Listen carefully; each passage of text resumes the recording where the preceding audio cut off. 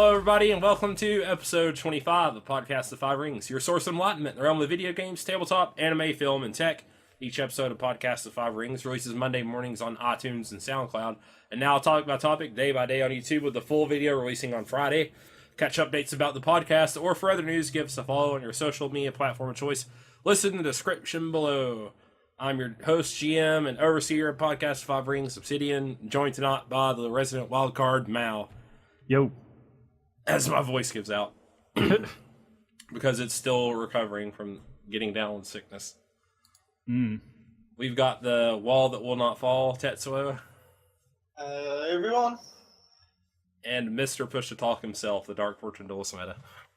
Beep boop, I'm not talking. Oh Bleep, no, I'm gonna boop. stop. Where'd Meta go? Oh, I'm back again. You know, he just gave this long dodge drop. Too bad he wasn't holding down the shift key. I know, right? So it's been 2 weeks since we've recorded, and we have survived the Great Storm. Well, some of us did. Yeah. I got sick, and then I had to go back to work this week, and it sucked pretty bad. So that's been in my life. I got food poisoning on the weekend. Oh, did you? Yeah, that wasn't fun. What did you eat bad? I just went. We went Public to the, sandwich, right? No, I went to this Italian place, and it wasn't that great. And then I got food poisoning, so I'm not going back. What did you eat? It's like they do. It's kind of like Chipotle style, and so you build your own stuff. Oh, I was about to say Chipotle Italian food. Yeah, it's like you pick the pasta sauce and meats and stuff. Oh, it wasn't gotcha. Great. Build your own pasta bowl. Yeah, or flatbreads or salads. Mm-hmm. Tets was without internet for a while. Yes, I was. That had to suck. When you have power and not internet, you start to realize how much everything you do usually has internet. Back to the 90s with you. No! You've been banished to the No. shadows. Everybody makes it out to be. No. Are you trying to tell me that a time without the internet is horrible? Yes. Did you catch I up don't on a believe lot of Gunpla, though?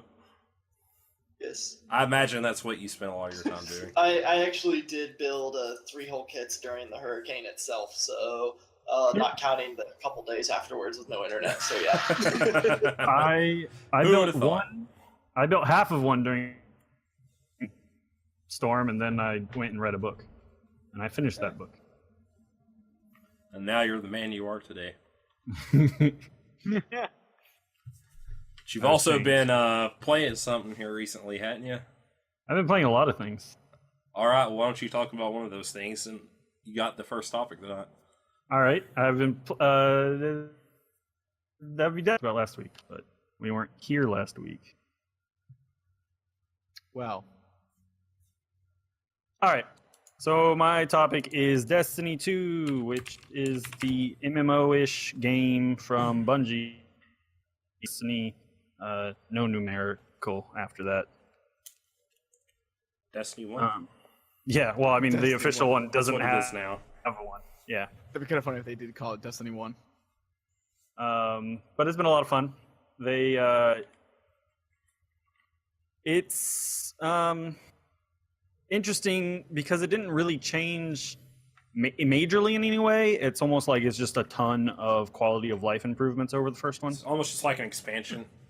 Kind of, just of course. So I think the overall look of the game looks way better. They were able to drop the old generation of consoles, so just Yeah, looking game. They're just able to do more with the game. Right.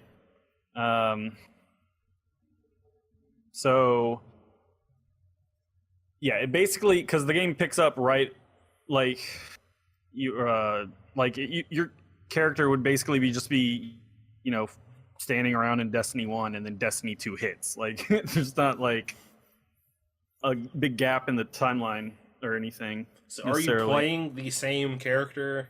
You can, though it doesn't really Sport- mean anything because basically your base gets destroyed, so you lose all your stuff. No, not my base. Yeah, as one of the trailers with Malcolm Reynolds, what Ethan Fillion. Fillion, who voices one of Cade the characters, Cade 6, and he's in one of the trailers. He's like, talking about all the stuff they destroyed. And he's like, most importantly, your loot. And Your stuff's gone, my stuff's gone, and most importantly, my stuff's gone. Yeah. I love that scene. Yeah. But so tons of quality of life improvements, which I have loved. Just like things like before, when you were in a play area, if you wanted to go anywhere else, you had to then go to orbit and then go to that area or do the thing. Now you can just do it from wherever, and you just immediately go to the new area or do the new thing without having to just have a pointless step in it. Arbitrary loading screen that Right. or just there to be a loading screen, pretty much. Pretty much. That's good. Yeah. I always hated that in the games when like you have to go somewhere to do something. It's like really shouldn't have to do this. Right. Just Well, I play mean, the games, go to a loading again, screen. it's probably a limitation brought on by the old generation. Yeah. Because now you can fast travel to multiple points in a patrol area. Are the things they call like basically the levels on different planets or planetoids or whatever you want to call them. The open world areas. So you PG elements, first person shooter. There are 3 classes, which right before we went live, I realized you can describe. They're the equivalent of 3 families of the crab.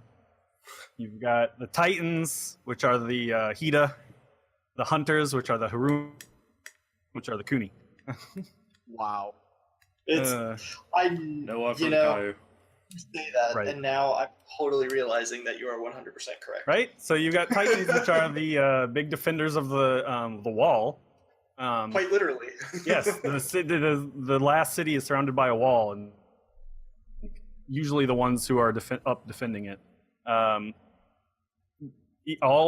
So you're a guardian. The 3 classes for a player character, like you were given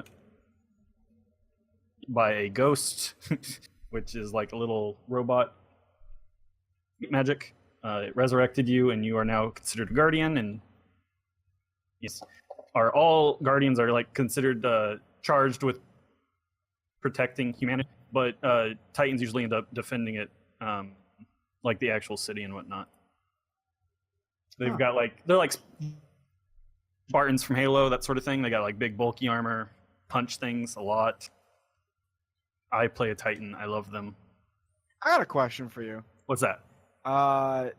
Because I know the other 2 classes. Have they ever really added any melee stuff yet, or is it still like mostly long range? I mean, you've got melee abilities. Everyone's got a melee ability. They have a sword weapon that they added in one of the later expansions. One of the new, so every class has a subclass, and then every subclass has a super ability. One of the Warlock's super abilities now has a sword, and then one of the Titan subclasses has a hammer they can throw, and now one of their new ones has a shield that they can attack melee things with or throw like Captain America. Oh, that's pretty cool. Yeah. So the other, the Hunter, which are like the rogue type. Go out into the wilderness. Yeah, mobility, the scouts in lore. The like Han Solo, jackets and leather pant. But they wear power armor. They wear armor, but it doesn't look like the Titans are the only ones wearing like bulky armor, really. Yeah, hunters have like cloaks over their armor and stuff that are very slim. And then you've got the Warlocks, which are the space magicians. They study things in the lore, the darkness, formulate plans and whatnot. They always wear like robes and very little armor. But yeah, I started out as Warlock, but I love it. So what's you played the story mode, right? That's mostly what I've seen people talk about. I haven't seen people talk about the rating really at all, to be honest. So the rating only dropped. I mean, they like to do They release content in waves almost, or stages or something. It took a week before they dropped the raid just to give people time to level up and trying to give more people time to access it at the same time. But the story is way better. That's probably one of the biggest noticeable changes from 1 to 2 is that there is a story. Because the first vanilla Destiny story is awful and barely there. It's basically go meet all the villains, destroy a big robot for its head, destroy a bigger robot. There's also some like weird time traveler who can't explain anything because she doesn't have time. That's the generic. Wait, Yeah. I'm Destiny sorry. 1. Back Yeah. a second. You have I don't have time to a explain time this. traveler. You travel No, through time. no, Obs. She doesn't have time to explain why she doesn't have time to explain. Is a direct quote. Yeah, I don't have time to explain why I don't have time to explain. And then she disappears. Right. What? No. What? I'm immediately like, whatever you want me to do, I'm immediately not doing it now. Fuck you. To be fair, we don't actually know that she's a time traveler. She doesn't specifically say, well. but it's very well hinted at that she's probably Yeah. a time traveler. Just basically the original story sucks. And Gosh. the new one, you actually get characters who are more fleshed out. There's like dramatic moments. You actually have a villain, a main villain. There's a little story arc. Learn about because almost all the villains from the first game you will come across in a mission and then fight them in a later mission to beat them, and that's like all have the interaction with. Like, I mean, not to say you have more interaction with this villain, cutscenes and stuff, and learn about them, and with them some. It's just a lot better. It's still it's special as far as sci-fi stories go, but compared to the first one, like it's Shakespeare, I guess. Like compared to the first one. So it sounds a lot. So I'm guessing you're having a lot better time with this one so far. Yeah. Like, just like from like your week 1 experience and this week 1 experience and yeah. Vanilla Destiny 2 are just leagues apart, I would say. They say it's like 20 hours to complete the main story missions, but you're probably looking at more like 10, which I think for like a shooter, I felt like it was maybe a little rushed, but I'm used to like RPGs with hour stories, so it was still I liked it a lot. And then like Destiny 1, a lot of the game opens up after, because by the time you beat the main with a max level of 20, and then the way they do, they're still like sort of leveling up after that, where you have gear levels almost. And by the time you beat the main story, you'll be like around, they call it a power level of like 210ish maybe, and the current max is 305. So that's like the thing you work. That's another big thing you work too. Does anyone actually have that right now? Oh yeah, people who just play the game nonstop. Yeah, you can. Yeah, there are definitely people who have grinded everything they can out of the game. That's like some people don't think there's quite enough to do, because like I don't know. It's a very interesting balance. Like casual it take a long time to do all that, but then you've got the hardcore Destiny out. I don't know. But I feel like that crowd is always there, at least with Destiny. Like, the moment something drops, it's not a full day before somebody's already maxed light and all of the exotics, and there's not enough content. I will say that they sort of... So, it's sort of like Diablo in that you want to grind.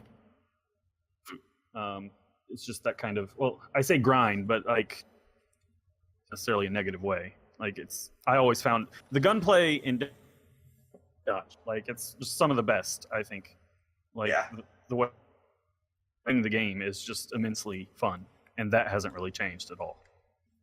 Like the way the guns fire, look, feel, the sound design of the game is amazing. Oh, the soundtrack is also just out of this world. I can't. What's it? Because Bungie has used the same, or has had two long-term composers that have worked on them with at least since Halo. One has left, but the other one worked on this one, and it's amazing. The same person who worked on Destiny 1? But Bungie's been using the same lead composers. One has left, but the other one is still around and did a great job with Destiny 2. That's one of the main, one of the most agreed upon things in Destiny 2 is how great the soundtrack is. You still have to play it. Oh, go on, Tets. I was just going to say that was one thing that I do remember even from Destiny 1 was that there were times where I'd just be playing and I was like, this gun sounds really nice. I want to use this gun just because it sounds really nice. Yeah. The Might of Multitool. I love that gun. Can you transmog stuff like that? They don't have a transmog system. They have an infuse system, so that you can level up gear to a higher. So if you find a piece of gear you like, you can just keep leveling it, basically. Yes. But they did remove some of the ground don't have random rolls on more. The same weapon will always have the same perks and stuff. Which is, basically there's a lot of discussions, we'll say, on in Bungie forums, subreddit and whatnot, over the changes that have been made and whether or not they're good or bad. Mm-hmm. They're up for individuals to figure out, I guess. One of the biggest controversies to come out of it is the which is the what? Sorry, you cut out there. The changes to shaders. Oh yeah. Armor coloration and whatnot, basically. Because in the first one, you could equip a shader which would change the color of all the armor you were wearing. And now you can, and they're permanent. You could take it off; it would just go in your inventory. You can swap to a new one and all that. Okay. Now you can apply it to each individual piece of armor and weapon. You can apply shaders, so you have a lot more customization there, but they're consumable. So, a lot of people run into it where it's where you've got how in a Japanese RPG you'll save consumables for the final boss, and oops, you beat the game, and so you never used your max ethers or whatever. Yeah. So I don't know. It feels like it kind of disincentivizes you to even use your shaders. But also they have microtransactions in the game at which you can randomly buy loot crates basically to get shaders. So a combination of things that just has not gone over well. Yeah, I can see that. Which is microtransactions in a AAA game is a whole nother discussion. Mm-hmm. But they're all cosmetic. Yes and no. Because this one technically does, even the loot boxes can come with armor mods, which will affect the game, but they're trash armor mods. They're not the good ones. Wow, I don't know. Because they're only blue, and and the purple level is the better by playing the game. You haven't got to play yet, have you, Tess? No, and it's been killing me because I want to play so badly. They also changed up PvP, which is kind of another highly contested topic on both sides, because now it used to be and but also they changed classes enough so that it now abilities for classes, you have a grenade, and now you have a new class ability, and then a super. It used to be 6v6, and now all maps are 4v4. And they changed abilities overall from 1 to on a slightly smaller cooldown. So it leads to more gun focused, which I don't know. There have been a lot of people who've not responded well to the change, but there are also people who've enjoyed it. I've only played 2 matches in the group, so I haven't really been upset with the results yet. So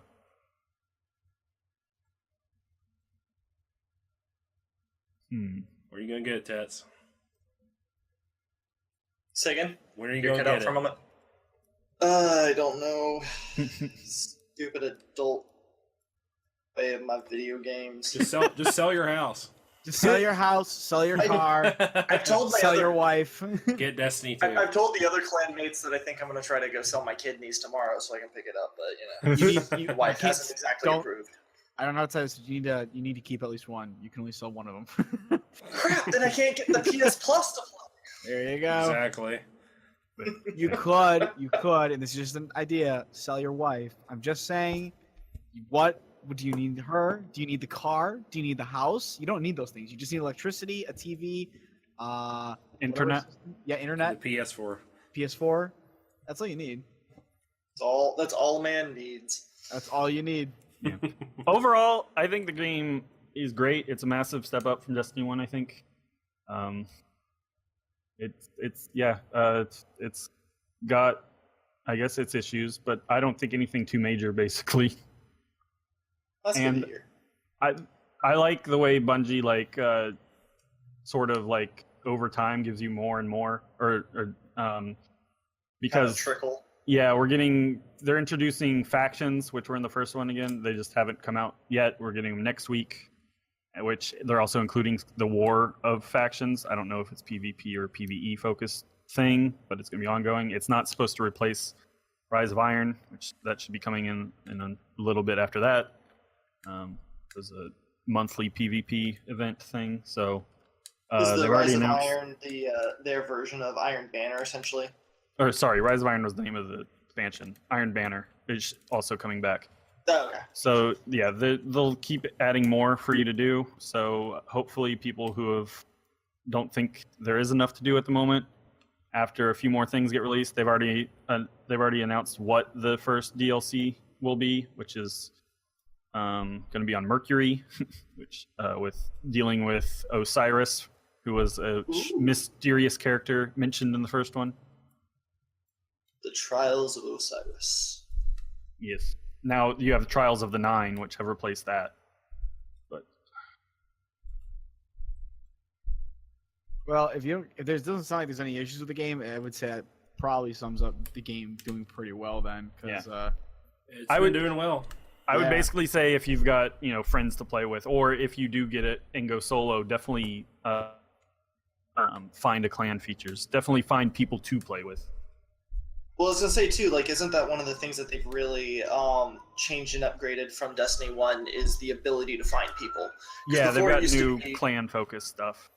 Yeah, it used to be much more In-game. like you just randomly appeared with people, and like Raid, you couldn't. You're the cat clan, Tets. Your cat was losing it. I told you. That's adorable. That's adorable. it was amazing. You're You talking need to get about like the a. You're the cat clan. Give him some pets. He needs I some talk pets. about my cat because I'm in my office right now, and my cat cannot stand it if I'm in my office and he's not allowed in. And so he'll do that sometimes, but he also recently was outside, and so he's just losing it right now. He's like, "Why are you doing this to me? You don't let me in. You don't." Oh my god. All right, let's get on to your topic, which is obviously your cat, right? Yep. Obviously. No, I'm not going to do that. I mean, we can. Cats count as tech, don't they? They're a major that's part what, of the that's what I was going to say. internet. That's what I was going to say. Cats of the future, man. Cats are the According to the Egyptians, they're also the past. Yes. It's true. Whoa, you blew my mind. That, Not that that's hard, but so it Yeah. must be tiny. Wow. Ouch. Now with the burn. Much cut, much edge. Yeah. You'll have my Sudoku poem in the morning. All right. Anyways, go on, Tets. well, since I haven't been able to play Destiny 2 yet, grumble, grumble, mumble, mumble, I did actually end up picking up Yakuza 0 from the long-running Yakuza series. want to say that it's a PlayStation exclusive. I'm not 100% sure that that's the case. But I think so. Because the series as a whole, yes, I think it was. is. Yeah. It is. Okay, that's what I thought. And then as I was about to say it, I started questioning myself. Why do you even have an Xbox One? I mean, really, come on. And that's how we lost all our Xbox watchers. Yeah. If we didn't already lose them in Halo, the E3 Gears of War. episode, then, I mean... Oh yeah, Gears of War did come out with a new one. Wow. I forgot. All right, keep going, Tets. Anyway,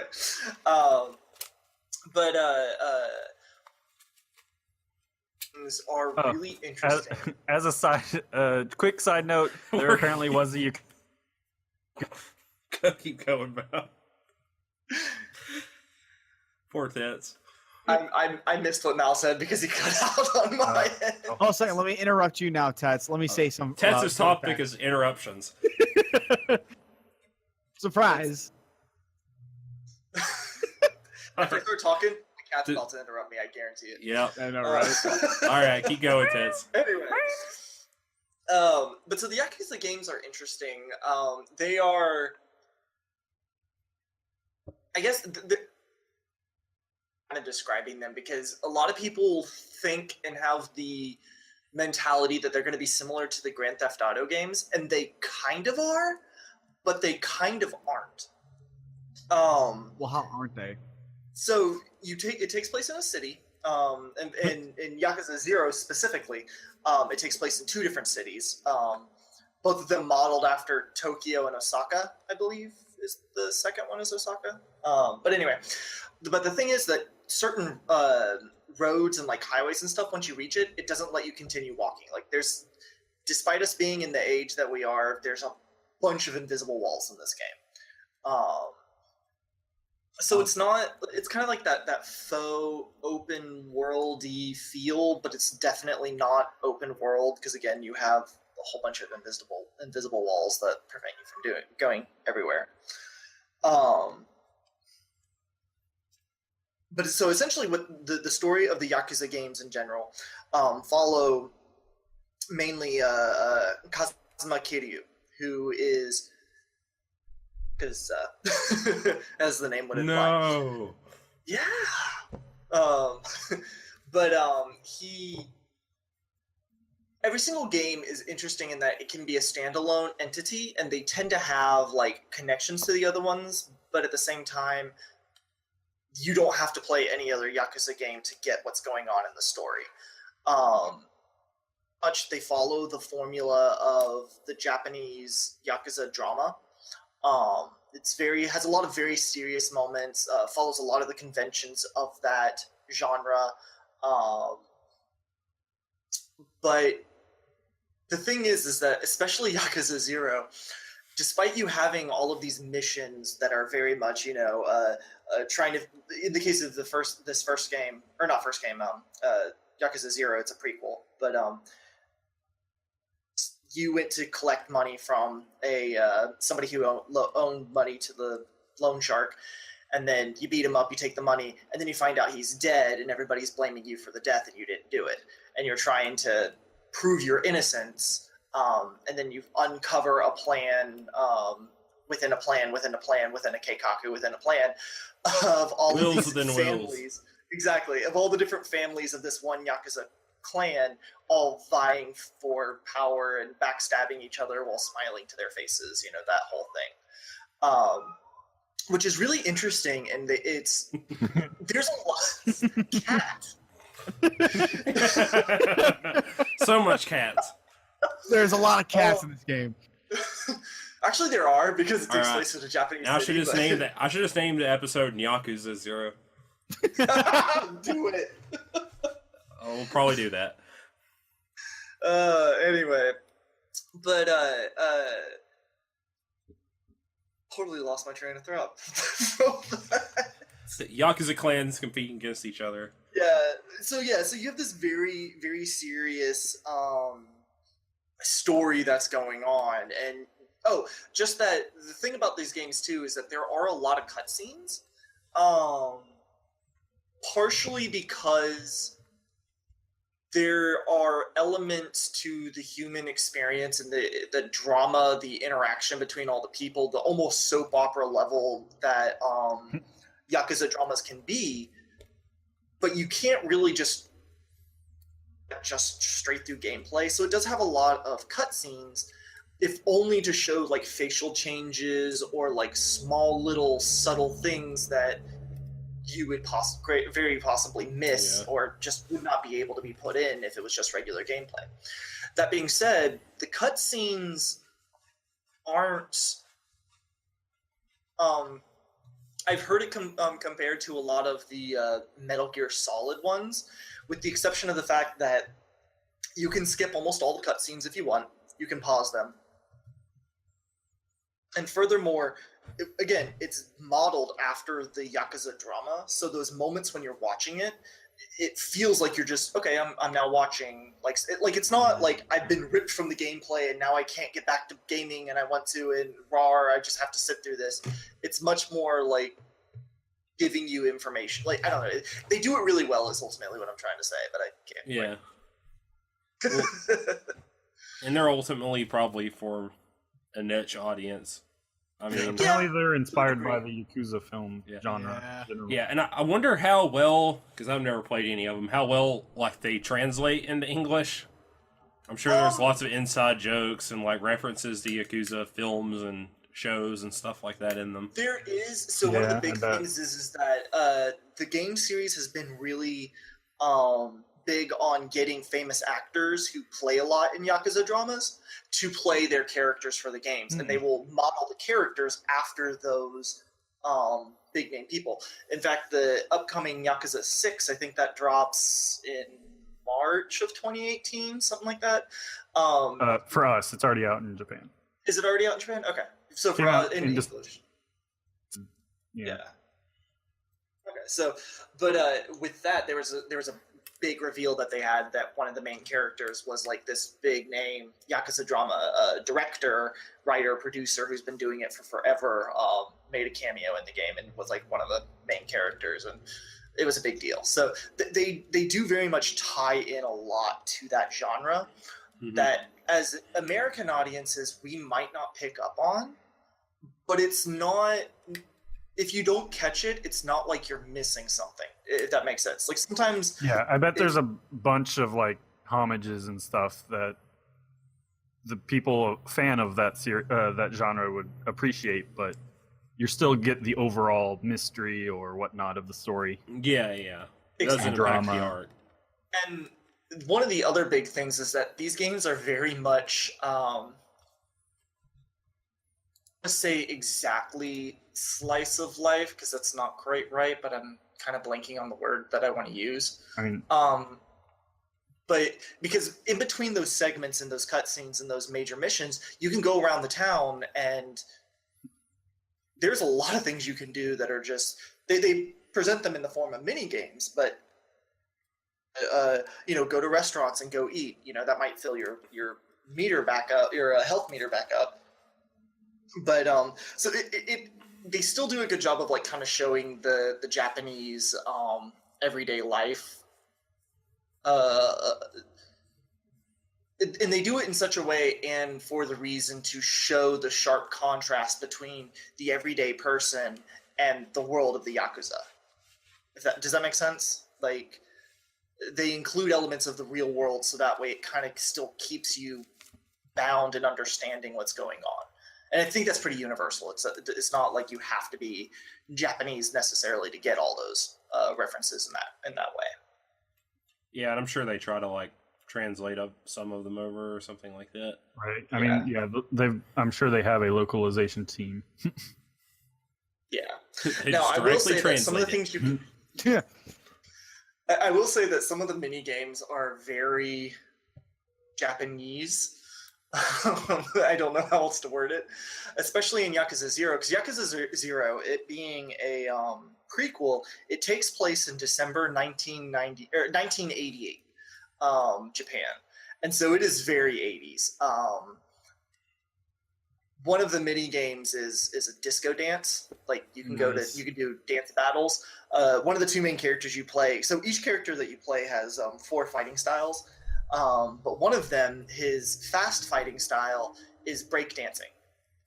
He picks up breakdancing on the street, and then suddenly he starts fighting with breakdancing. And it goes about how you think it would, like that is very doing the Japanese. handspins while kicking them. Yeah. So you have, despite you have all this seriousness, and then you have these elements of just absolute normalcy, and then you walk down the wrong alley, and there's a guy just standing there in his underwear dancing to some boombox. Like you're like, the frick did I just what? So it also has that element of Japanese humor of what the fuck? Like, you know how there's that shock value of humor that they like? That is everywhere in this game.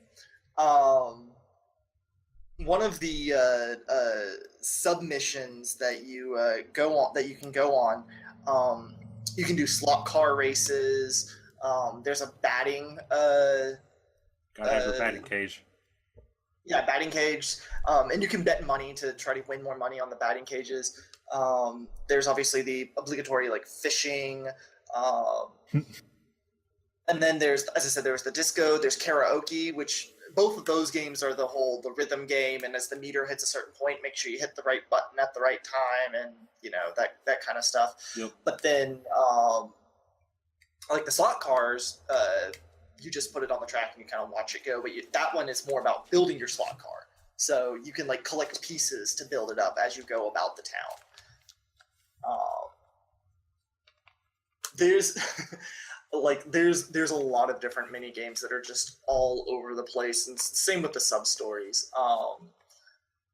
Some of the sub stories are very normal, like you know, escorting this person here, go do a fetch quest, you know, go buy this for this guy. Yeah, this restaurant's running GTA. low on fish.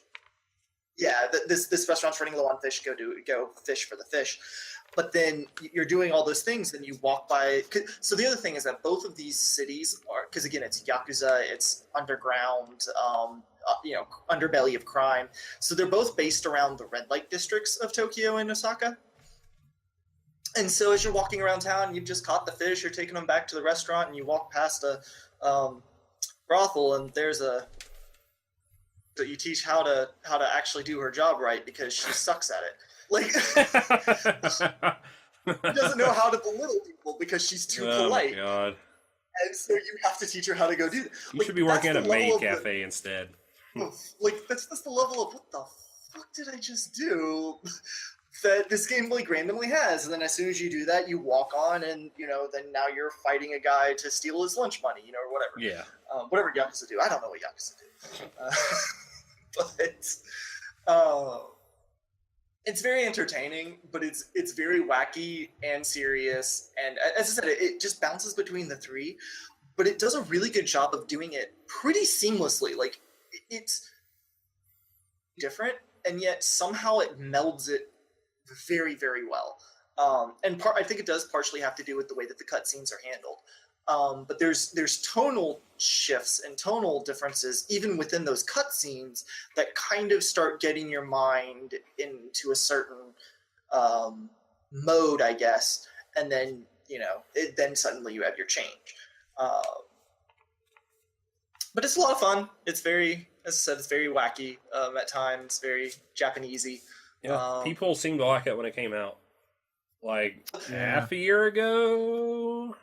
I think. Yeah, something, because I know in addition to it, the first game it got a re-release, Yakuza Kiwami, and then now the second one, because both of them were on the PS2, the second one is going to get a Kiwami here shortly as well, so they're bringing that up to the and both of them are total remake. Like they're not just going to touch up the graphics, like they totally rebuilt it from the ground up to use all of the PS4's. Wow. Yeah.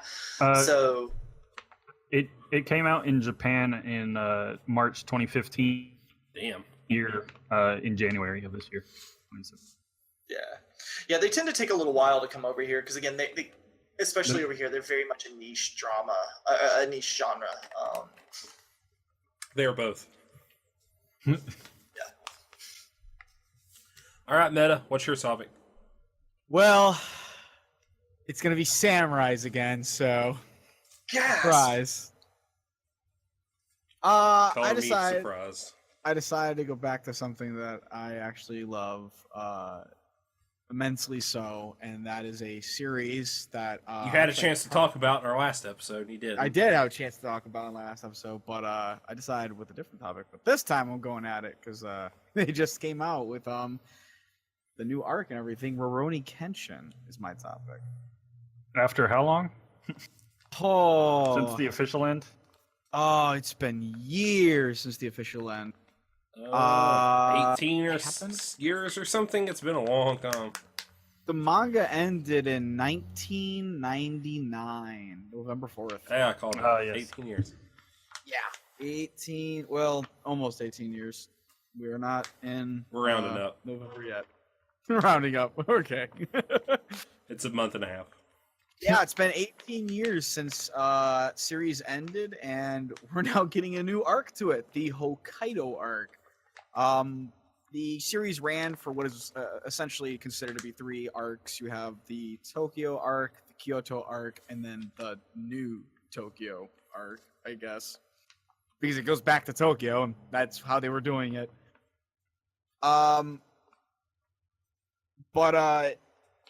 Yeah, they finally just released with the new chapter for the Hokkaido Arc, which is supposed to be a continuation of the series. It's about... I don't know what Rurouni Kenshin is. Tell me what it is, Meta. Yes, you do. Don't start with me. I don't know. I'm just pretending to be someone who doesn't. If it makes you feel any better, I know nothing about There you Rurouni go. Kenshin, so. Explain it. All right, I guess You I'll never explain watched it? I never watched it. Wow. You should. I never even read it. All right, so for those of you who don't know, Rurouni Kenshin is a series that takes place during Shonen Jump.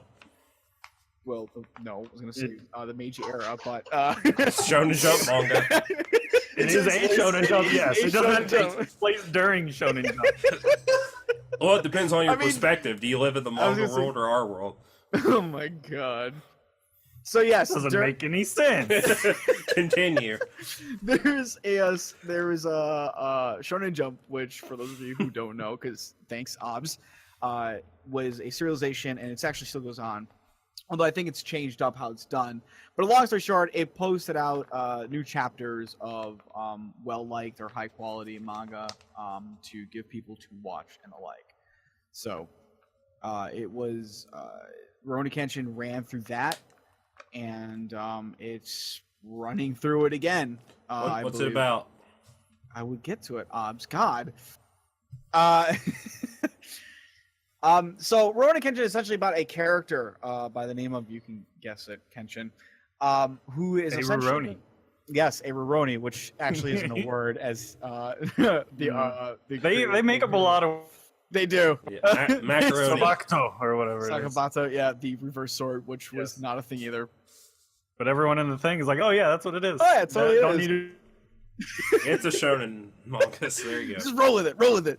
Anyway, the dude named Kenshin has been wandering Japan essentially for the last 10 years since the Bakumatsu Revolution and during the time when the ports opened. Essentially, Captain Perry from America came to the ports and he said, we're going to open up your borders.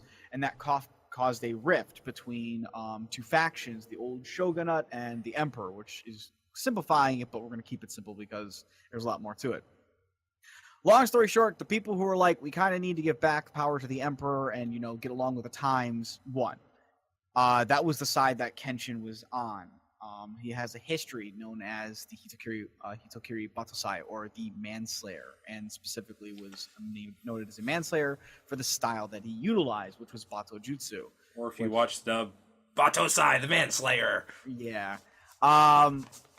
Which is just essentially a mixture, and again, that's probably grossly simplifying it, but again, to keep it simple, since we're on a time limit here, is a mixture between Iaijutsu and Kenjutsu, which has a specialized focus on those areas and in the mixturing qualities of them. So he's spending now the last 10 years, he's been wandering since the end of that revolution, going around Japan and essentially helping out individuals that he can see fit, and his adventures bring him back to Tokyo and to a dojo called the Kamiakashin style, who is currently being run by its current head, Karu Kamiya, and she is in a bit of a trouble, and he ends up helping her out. Long story short, she invites him to stay, and regardless of what his past is, invites him to stay all the same. And he does. He takes up her offer, and it leads into a number of stories. But it's a wonderful series. It's very well done. It follows him and some other characters that obviously come into the story because it is a shonen. But it follows him and essentially this man who's considered to be the best of the best from the start, following a major theme of responsibility, taking responsibility for the past 10 years, the lives that were taken, and the war that came before this era of peace, and attempting to maintain that peace even as others may not wish for it or try to take advantage of the new laws that are in place. I'm not going to spoil obviously in the story because it's such a worth read, but the series was considered to be one of the best series ever to be produced and published for manga in general. It's as of 2014, it is expected or believed that there are about 70 million copies in circulation.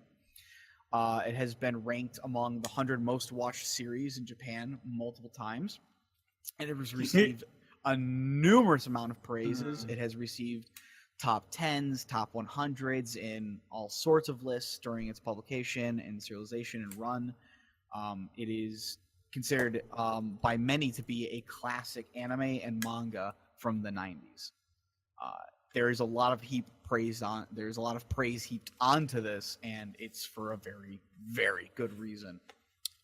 So, Now it's back. 18 years. It's back. Yeah, it's back.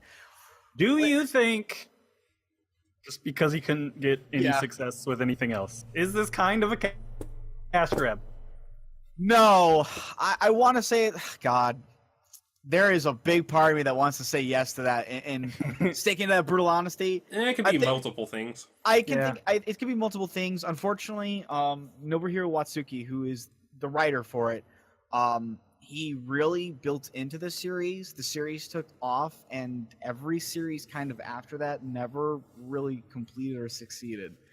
I don't know. I mean, truth be told, he's one of those people who wrote a series and then never had to touch it again. The royalties would have let him guide himself through life, I think, depending on what he does or whatever. And not many people make two series that are very popular. Yeah, unless you're Togashi. You know, there's 1 in 100, and then there's 1 in a million. So, but Hunter x Hunter and what's it called? I mean, the Death Note's got at least Death Note and exactly. Pokemon. Then I mean, it's very rare for a writer in manga to have two series that. I mean, I'm not saying of the equal levels of fame, but I mean, a lot of people will then turn around and have an ongoing manga for a while, like Naruto. Because I read a lot of. Well, I mean, he's just running it back. He's running it into the Full Metal Alchemist. Yeah, it's Silver Spoon. But anyways, you had like Eye Shield 21. They both was artist writer duo. They've both gone on to do a few things since then. They both have currently on running stuff. The artist is doing One Punch Man. Yep. Point is that it's a very successful series. It went off really well. But going back to your question, a part of me kind of, I want to say no. I want to think better of him because having read some of this stuff, I was very fascinated by the guy when I was actually reading up on some of this stuff. I mean, he mentored some of the several well-known manga artists, including One Piece creator Eiichiro Oda. He also created Shaman King as well as Mr. Full Swing. They're writers, authors / writers, whatever. I wonder if he just. It's interesting. But I keep jumping off of it. Part of it says I want to say yes because again, none of the other series have done anything. But a part of me says no. Actually, I mean, the one he did directly after that. The one he did directly after that got received, I believe. What is it called? Isn't it the Western one or whatever? Aku.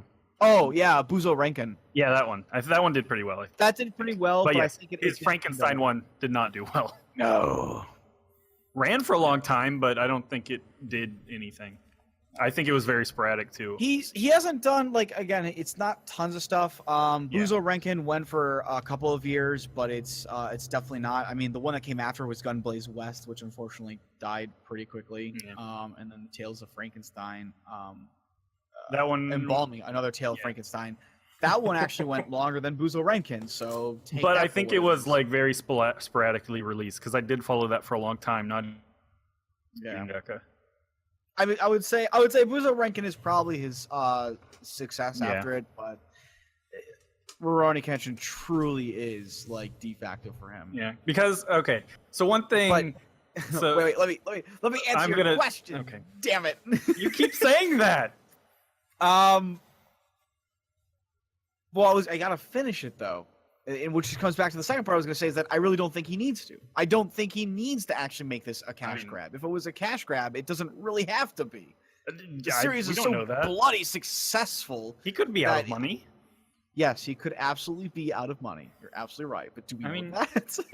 Yeah, but we don't know either way. Well, okay, that's fine. But I'm saying I don't think it is because I just don't really think he needs to. And until we have proof that it's one way or the other, it's a moot point. Yeah, I guess we'll have to see. Because, so I'm going to give a 18-year-old ending that he couldn't, it ends with him not being able to continue practicing.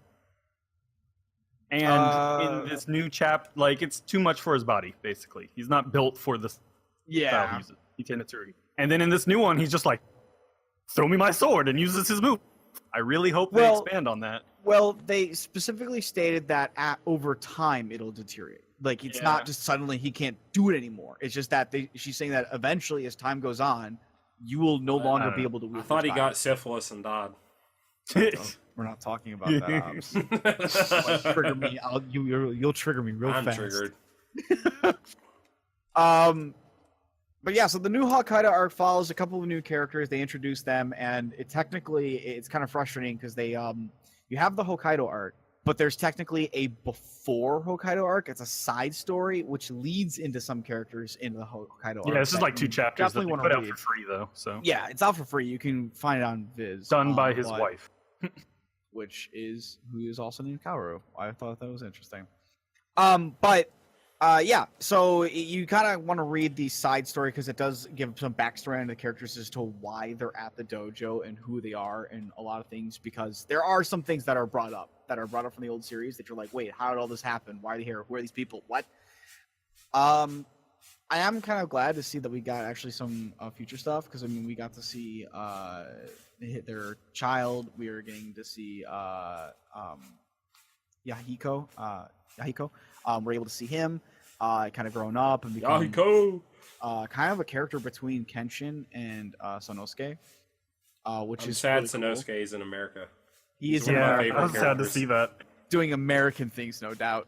I hope that's cattle. just a rumor. I hope he shows up. He has to. He just that's the lie because he didn't want to pay his massive tab. Yeah. Exactly. Well, so the Hokkaido Arc is following essentially these new characters. It's kind of setting up for stuff, and I don't want to spoil it, but they are essentially going to Hokkaido because something gets revealed that's really weird, sort of, kind of, maybe. So we'll see what happens. But since the start of the serialization, I'm kind of excited to see it happen. The new Hokkaido Arc just started off with its first chapter. It just dropped on last Monday, correct? Something like that. Yeah, something like that. It came out at the beginning of the month over in Japan, and obviously it takes time to translate, blah, blah, blah.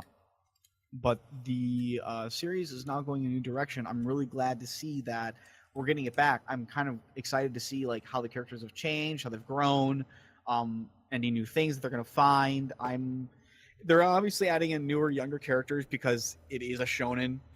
You need to have you don't need to, but it's a staple to have characters who are going to grow and expand and learn and kind of, become their own beasts at the end of the day.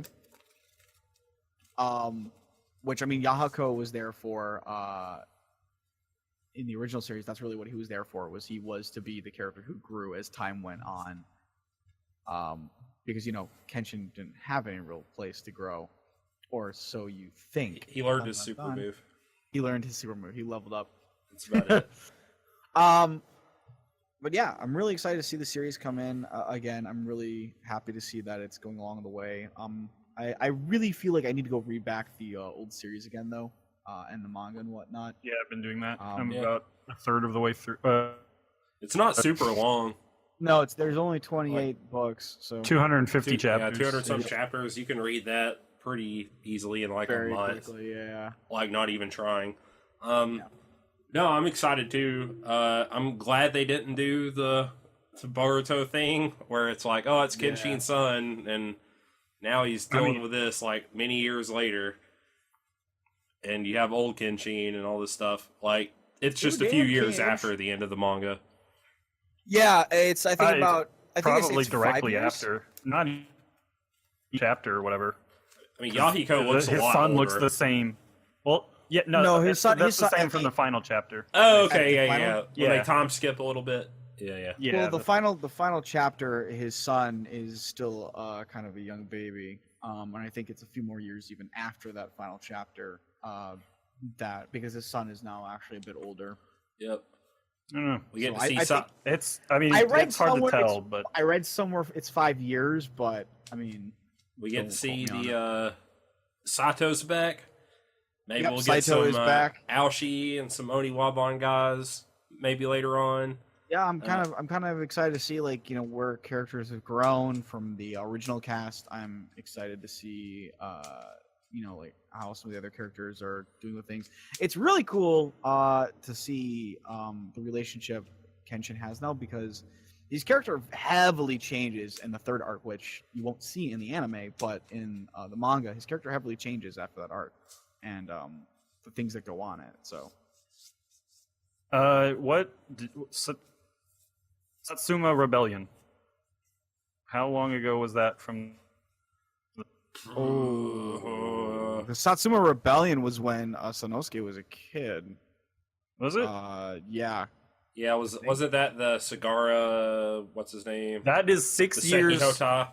That is years prior to this starting. So it can't be that long ago. That can't be right then. Yeah, I was gonna say. Or they fuddled with the timeline. Yeah, I they- think it might one only. too. Yeah, Because Sanosuke was like a kid when that happened. Yeah, when the rebellion was going on, when the He was like farmers were 12. going around, the People's Army, when they were going around, yeah, he was like only 12 or 11 or something. And Yeah, he's like, I think He's probably like 18 or 18, yeah. older. He looks like he's like Yeah, he's- 18.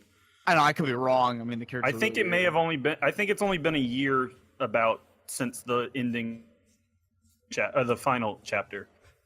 Yeah, probably. I'll do some research on it and eventually get like an answer probably next one just to verify, but it's probably somewhere.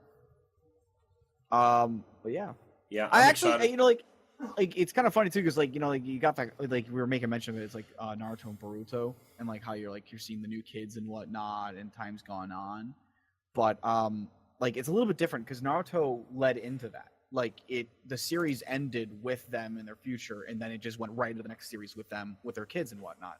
But for Kenshin, it's for us, it's different as people on the outside, like in the actual real world, because it's quite literally 18 years, well, not literally, but rounded up, Yeah, it's been a literally long time. 18 years since we've seen stuff, so that's given a lot of time for And I can already Watsuki- tell it's just not going to suck as bad as Boruto does. Yeah, I mean, it gives a lot of time for Watsuki to really think, to really decide, and he's probably had a lot of time to reflect and really look at some stuff and decide where he wants to go with this, as opposed to the other writer who is just, he's always on fire, always writing. Yeah, well, Kishimoto isn't even really involved in Boruto. It's one of his assistants that draws it. They just go, "Can we do this?" And he goes, sure, whatever. It's pretty much all his involvement. He was more involved with the movie, which the movie's actually good, but the manga is not, in my opinion. But I think this will be better, and the art's hoping it will. pretty good. The art is hands down. If you were to take the old books and probably compare them to this, it's very clearly It's a monthly too, so he has time to work on the good action scenes when we get to them. Yes, I'm very excited to see the action scenes because, gosh, dang, were they fantastic. Yep. So, all right, but that's pretty much all I got to say on it. I'm just excited. I'm ready for more. We'll see where it goes. Boo boo. All right, it's my topic. I'm talking about Project Octopath Traveler. We got a demo. If you watched the Nintendo Direct last week, Square Enix released a demo on the Switch store, and it's a Switch-only game that's going to be coming out in 2018. They haven't given an exact date yet, but it's still not verified that that's going to be the final name. Oh, it's not. It's a working title, is what they said, and I hope it changes because it's kind of stupid. But yeah, it is a little silly. But so basically, the whole spiel about the game is that you take turns playing 8 different characters, the protagonists of the game, and I get the trailer and some of the artwork in the demo even kind of implies that you're going to like form a party with all of them at the end, or by the end of the game, or maybe like a few groups of them or something like that. Yeah, they've definitely shown like parties with more than one of the protagonists in it. Yeah, so maybe they'll all gather together, maybe they only will at the final boss or whatever. But it's very much your love letter to SNES, their SNES era JRPGs, so stuff like Final Fantasy, obviously 4 through 6, Chrono Trigger. Yeah, it's very interesting looking. Oh yeah, the art style is very much. If any of you ever played 3D Dot Heroes, do you remember that game? It was basically a kind of weird pixel art 3D version of I think Zelda 1. And it had this one HD 2D. Yeah, 2D HD, and it kind of has the same style as that 3D Dot Heroes game. So, but the way the game plays is, very SNES era style JRPG. You got your turn-based combat. When you get in battle, the kind of mechanics of the battle in the game are enemies have weaknesses to elemental types or certain weapons. So every enemy will have a shield value, and every time you exploit one of their weaknesses, the shield value drops by 1. If you get them to 0, then they are stunned, and then you can do lots of damage to them. And the way you can really rack it up is every time that you exploit a weakness, you get something called a boost point, too. And you can use your boost points to do multiple attacks equal to the number of boost points you invest. And characters also have special abilities and stuff, too, that'll do, like, one attack, but it does more damage, or this will buff your strength. Like, your standard kind of JRPG abilities. They kind of grab that from the Shin Megami Tensei. Yeah, it is. It feels whatever very. you call it. What it actually reminds me a lot of is like Saga Frontier as well. It's a lot of people have compared it to Saga Frontier, and I think they're grabbing all from all. Yeah, they're picking and choosing what they want to do. I don't remember. Yeah, the bigness and stuff. It's really cool, like Saga-y. Mm-hmm. So it's cool that you have a lot of different characters and they all have different ways of apparently working as well. Yeah, each character with special ability. Yep. So kind of like I compared it to Paper Mario.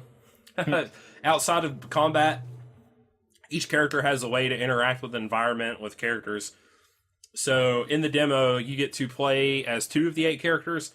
The first one is Ulbrich.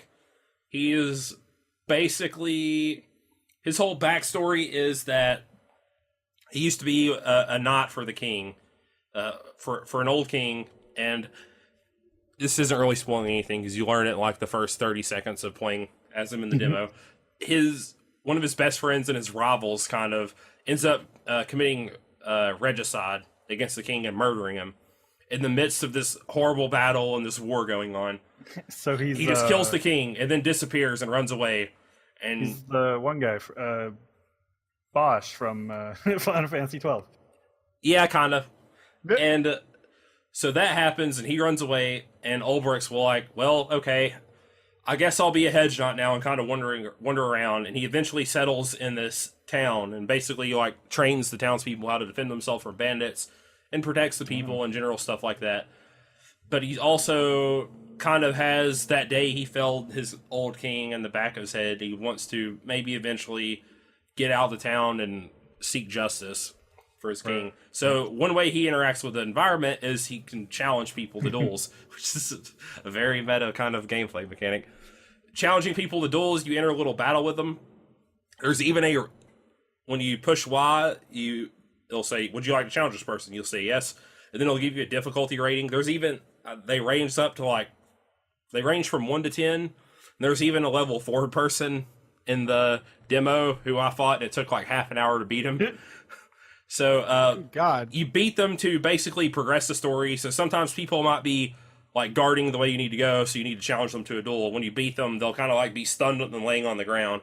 Or you can challenge people who might be blocking missable items. So I was able to, when I beat the guy who's a challenge 4, I was able to get a really good piece of equipment, like an accessory that like buffed your HP by like 100. And I was at like 300 HP at that point in time. So it made the rest of the demo part really easy. The other character is Primrose. Primrose is a dancer that's kind of like her class. You kind of have like a silhouette of a job system from like the old Final Fantasy games. Ulbricht's more like the knight, warrior, fighter kind of guy. Primrose is a dancer. Basically, her father was murdered by 3 mysterious assassins in the past. Her father was a lord, so she's nobility as well. And after he was murdered, she kind of abandons her house to find out who it was that murdered him. And in the course of her travels, she ends up becoming a dancer and a kind of slave to this magistrate, merchant, theater owner guy. And he makes her dance for her. And it's kind of, her story part was actually really dark, kind of. He like abuses the girls really badly. It makes them do horrible stuff. So you kind of, as her in the demo, you got to find a way to get out and keep pursuing your dad. And she's come to this town and gotten in with this guy because she thinks that maybe she can find out something about one of the assassins in the town. So her mechanic is allure. So outside of battle, you basically flirt with characters and they will end up following you around town or even into dungeons. And you can summon them to battle with you in dungeons if you have lured them. They'll show up for a few rounds and like fight for you and use a couple abilities and then go off. But they'll still follow you around. So you use them, you move them away from places you need to go or bring them to certain NPCs to progress the storyline along. So I enjoyed the hell out of the demo. Each character basically takes about an hour to do. I think I took a little bit longer with Primrose just because she was the first one I played and I had fun with the combat and was just messing around, running around and stuff. Like we were talking about earlier, they have the visual style HD 2D, which is pretty engaging. You get lots of really dynamic shading and lighting in the game. If you've seen the trailer at all, then you have probably seen like how the dungeon, like the torches and stuff, light the certain areas, and everything else is very dark and shaded very well. And the way the light reflects off the characters and the environments is it's a beautiful game. And it has the old sprite based, like 16-bit. They look very much like Final Fantasy VI sprites. I got a lot of Final Fantasy VI vibes when I was playing this. Like, I think I beat the Primrose when I got into Discord. Was like, this game is beautiful. I'm like, it's touching my FF6 nostalgia button really hard. I really can't wait to see what all the other characters do, how they interact, what their stories are. One of them looks like a priest, one looks like a roguish kind of character.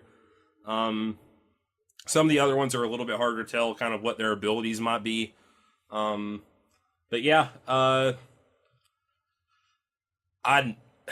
back when the Switch was kind of, they showed it off, I think back in January when it was revealed, Project Octopath Traveler was it had like a little 30-second spot, and I was like, oh, new Square Enix game. Oh, the art style's really cool. Okay, I'm kind of excited about it. But, with anything nowadays, if it's Square Enix, you almost kind of come into it with a little bit of doubt just because of the way they've handled their JRPGs. Yeah, it does not it's not the same thing as like the years of Squaresoft, the golden age. But this is made by the same people who did Yep.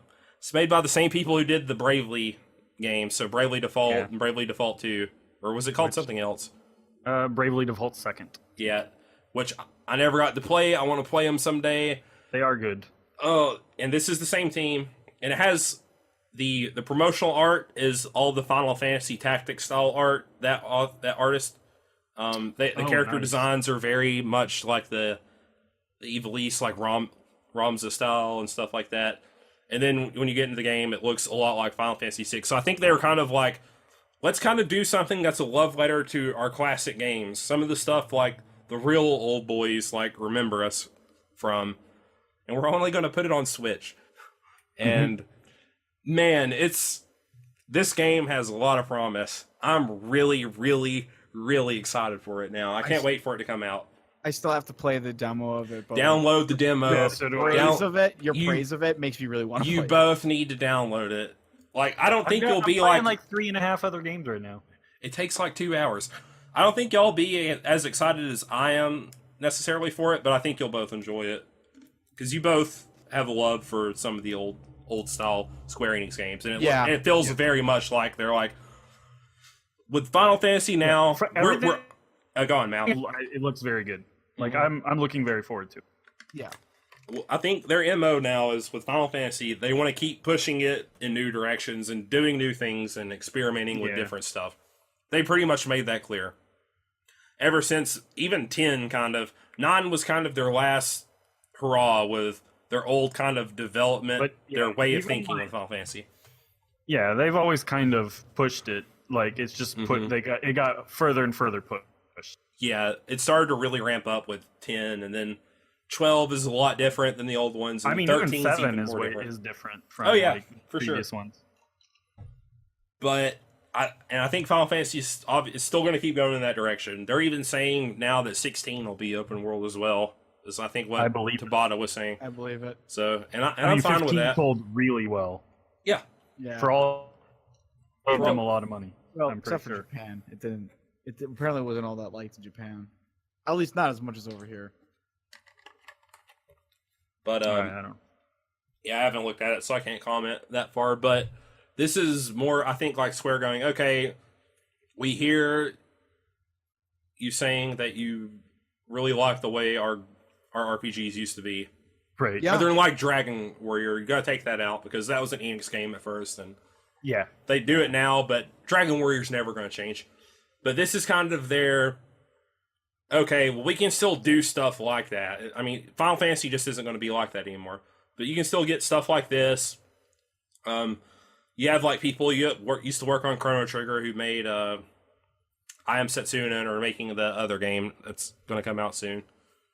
So, I mean, we're getting a lot of good classic JRPG love, and makes me really happy because I really love these games, and I think this is going to be a game I love. There's still some quality of life stuff they need to improve on. One thing I saw a lot of people complaining about the demo was that there's no cutscene skipping right now. So, like, I even died and figured out I had to grind on Primrose at one point. So I was like, okay, I'm going to gain a few levels, and then you couldn't push start and go through. There wasn't no, like, hold A for fast text or anything like that. In 2017, you should be able to skip. Exactly. So it's good, and that's a good thing Square's doing that they didn't used to do a few years ago, and it's a lot of things they did with 15. They put demos not a sacred out. Cow that needs to be preserved. Yeah. They put out demos a lot now, and they're really good about listening to people's feedback on stuff who play their games. So I think they'll change that stuff. The game also has voice acting, not for every scene, but it feels pretty good to see like old style graphics and hear the voice acting and stuff like that, and it's actually really good. So I'm freaking super excited. Instead of them remaking FF6 now, I want them to redo FF6 in this style, but then put voice acting in it. Instead of doing like what they did for FF4, which for years we thought we were going to get like an FF6 remake like FF4 got on the DS. So I'd love to see them do that in this style, but that's probably like a whole nother tangent. So I'm really looking forward to you guys playing it and hearing what you have to say. This is a perfect one-night stream game to play through both of these meta. I'll do it. I'll stream them. I'm just saying. I'll do it. Don't do it. Don't make me. I'm making I'll you pull do the it. trigger. I'm making you do it. Got my 16-bit pixelated trigger. You better walk off that plank. So yeah, coming out 2018. I want more. They say 2018, but currently the track record is, we'll make a game and then release it 10 years later. Thank God we're getting this on the Switch and not 3DS. That's all I gotta say. I mean, yeah. They need. This is a game that can. It just needs to be on the Switch. So they need to drop 3DS. Just drop it. Don't. But I don't work for Nintendo. We've already had this topic before. I'm not gonna belabor it. So, this has been episode 25 of Podcast of Five Rings and Cats, your source of enlightenment in the realm of video games and cats, and tabletop and anime, film, and tech. Each episode of Podcast of Five Rings releases Monday mornings on iTunes and SoundCloud. Now topic by topic, day by day on YouTube, with a full video releasing on Cat Day. Oh, God. I can't talk for long bursts. I apologize. Check us out on social media. We're on Twitter, Podcast5R, Facebook, P5R Podcast, MetaStream, Twitch.tv/PSO Flow. He's going to be playing Octopath. I'm going to plug him now. Well, I gotta still finish up Final Fantasy Tactics here, but this is the perfect game to play after Final Fantasy Tactics for one night. Yeah. That nostalgia, keep riding it. Yep, just keep on going. Yeah. All right, we'll see you guys next time. Signing out here. Hopefully my voice is guys. better. Very cattywampus. Cattywampus episode. Meow. Later.